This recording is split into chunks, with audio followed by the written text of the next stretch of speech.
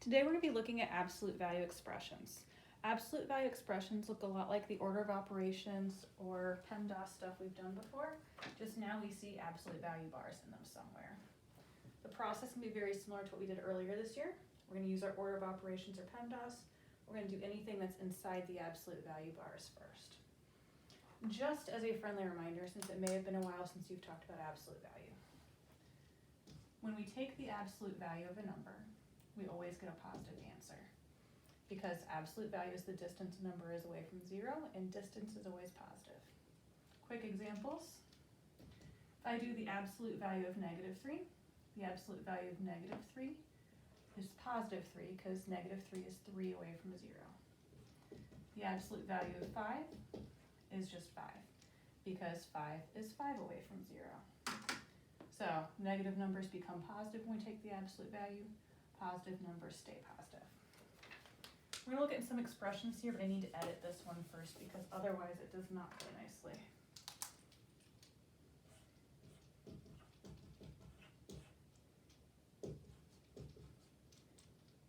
Okay, that's going to work a whole lot better for us, I promise.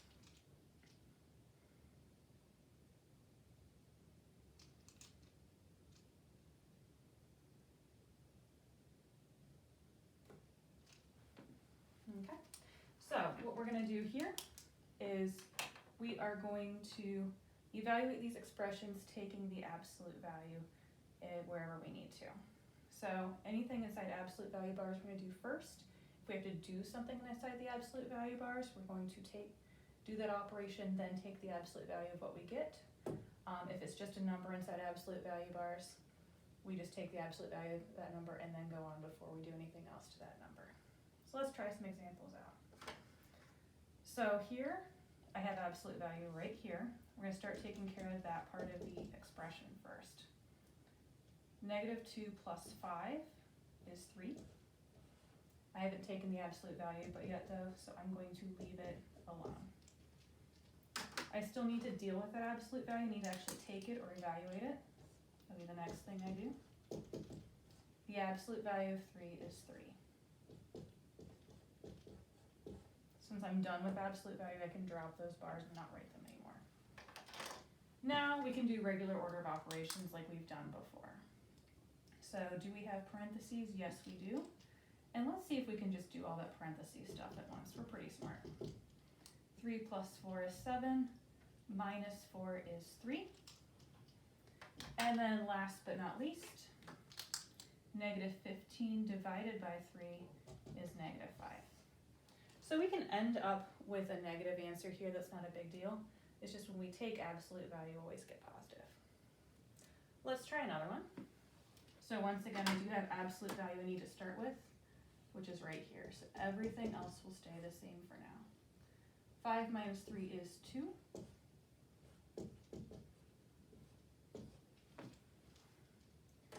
And then from here, let's take that absolute value. Everything else will stay the same. The absolute value of +2 is 2. Now, going to our order of operations, we do have parentheses stuff. Within those parentheses, we need to do the parentheses inside the parentheses, which is right here.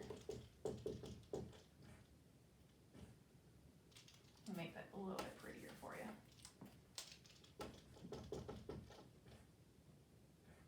2 minus 4 is -2.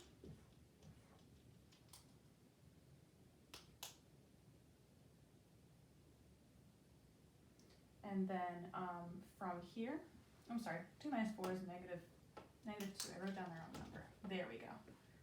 2 minus 4 is -2. From here, we still have things to do inside the parentheses. Number next to parentheses means multiply. 2 divided by 2 is -4. If it helps you read it, you can put those in parentheses. And then last but not least, 4 divided by -4 is -1.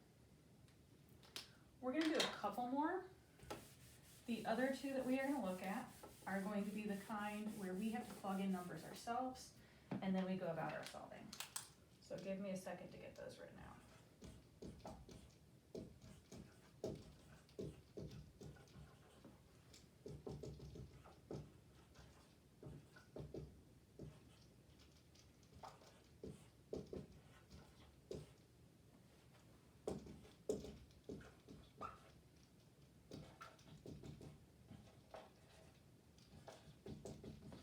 Okay, so there's our last two that we're gonna look at.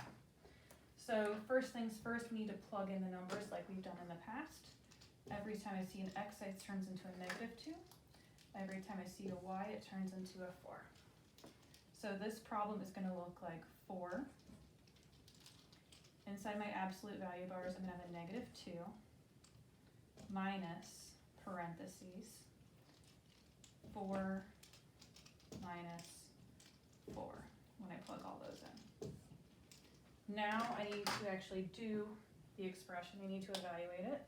So we know we do absolute value stuff first. Absolute value stuff is right here. The absolute value of -2 is 2. And make sure in between this 4 and this 2 you have something that tells you, hey, I have two things right next to each other, they're getting multiplied. You can do a times dot, you can do parentheses, whatever works for you. Just make sure you have something there, it doesn't turn into 42. Okay, so from here, following our order of operations, we have parentheses, we need to do that. 4 minus 4 is 0. Next up, we don't have any exponents, we do have multiplication. 4 times 2 is 8. And then to finish that off, 8 minus 0 is just 8. Let's try one more. So for this last one, this time m is -1 and p is -6. We're gonna do Christmas colors, I guess. So -1 goes here. Inside my absolute values, I have -5. Remember, -5p is -5 times p. Let's put a times dot there, or parentheses, whatever you like. P is -6, and then that -2 stays the same. We do have absolute value things to do. We have actually something to do inside the absolute value bars. That's where we're going to start. -5 times -6 is +30. The absolute value, I need to take that yet. The absolute value of 30 is just 30. Once again, these are getting multiplied, so put a times dot there. And let's finish off with our order of operations. Remember that we multiply before we subtract. So we're going to do this first. -1 times 30 is -30. -30 minus 2 gives us -32. So that is it for evaluating absolute value expressions. Have a great day.